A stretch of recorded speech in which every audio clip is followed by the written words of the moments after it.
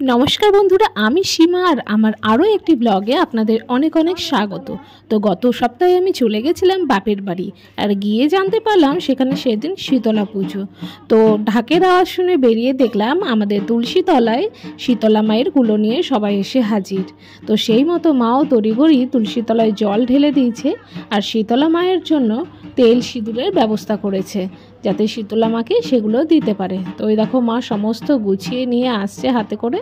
এবার ওই তেল সিঁদুরটা পাড়ার জেঠিমা বৌদিরা মিলে শীতলা মায়ের কুলোতে এক এক করে একটু একটু করে সব ছুঁয়ে দেবে।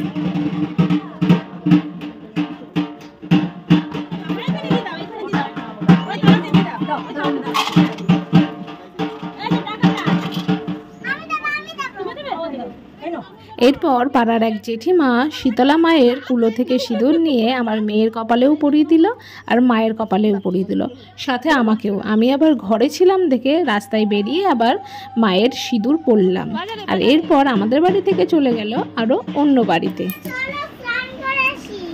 তোমাকে আমাকে তো সিঁদুর পরিয়ে দিয়েছে, তোমাকে কি পরিয়েছে? কি সিঁদুর পরিয়েছে? তোমার বিয়ে হোক তবে তোমাকে ওরম সিঁদুর পরাবে। তখন বাজছিল প্রায় দুপুর 1টা মতো। তো মায়ের সাথে কীর্তি তো যাচ্ছিলই, বাবা আমাকে বলল তুইও যা, তুইও বা ঘরে বসে থাকবে কেন পুজোর দিন। তো আমিও মায়ের সাথে চলে গেছিলাম পূজা মণ্ডপে পুজো দেখতে। না, মায়ের মুখটা কি সুন্দর হয়েছে না দেখো। আর এদিকে আমার মেয়েকে দেখো কিছু একটা হয়েছে মনে হয়, যার জন্য ও খুব আপসেট।